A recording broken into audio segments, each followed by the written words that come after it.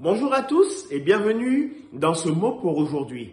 Je voudrais partager avec vous une question posée par le roi David en son temps que nous retrouvons dans le livre de Samuel au chapitre 9 et c'est le verset 1er où David va poser cette question. Reste-t-il encore quelqu'un de la maison de Saül pour que je lui fasse du bien à cause de Jonathan?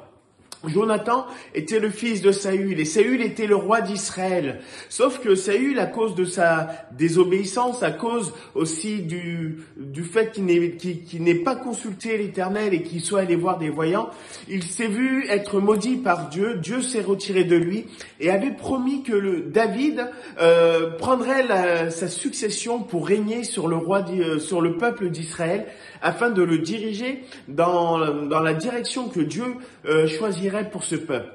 Cependant, Saül ne le voyait pas de cet œil et pendant des années, il a traqué le roi David, du moins celui qui allait devenir le roi David, mais David, lui, n'a point voulu poser la main sur Saül. À plusieurs reprises, il avait l'occasion de tuer le roi Saül, de se débarrasser de lui et de enfin entrer dans ce que le Seigneur avait accompli.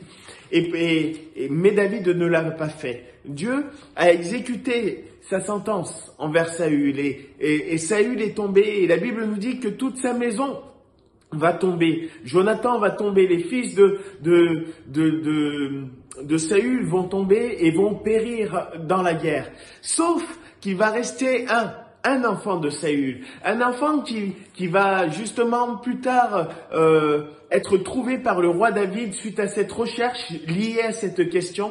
Cet enfant s'appelle Méphibosheth. Dès sa naissance, il est tombé et la Bible nous dit qu'il était perclus des deux pieds. Il boitait des deux jambes à cause de cette chute lors de la fuite. Et Méphibosheth était comme quelqu'un de rejeté, un paria, quelqu'un de mis à part. Et pourtant, David, lui, a décidé de faire du bien. Pourquoi je dis cela? Parce que ce que David va faire, c'est aussi l'image de Dieu à notre égard.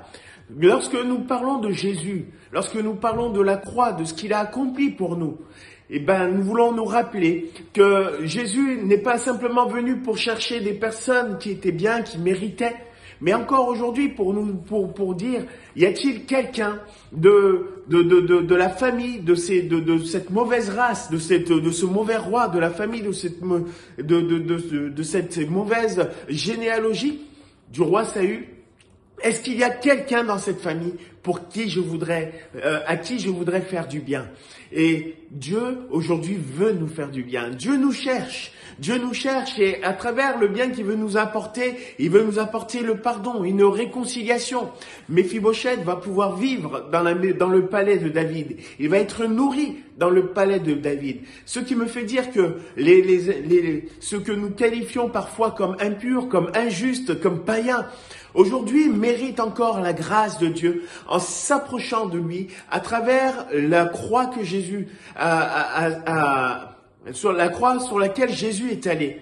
Et il nous invite encore aujourd'hui, à travers cette croix, d'être réconciliés et de vivre maintenant dans la présence de Dieu. Alors, je voudrais vous dire que nous sommes bénis. Et de la même manière que David cherchait quelqu'un à qui bénir, Dieu cherche aussi quelqu'un. Y a-t-il quelqu'un que je puisse trouver encore aujourd'hui afin que je lui fasse du bien? Que le Seigneur vous bénisse et qu'il nous aide à chacun aussi à répandre cette bonne nouvelle, cette question. Dieu cherche quelqu'un aujourd'hui pour le bénir.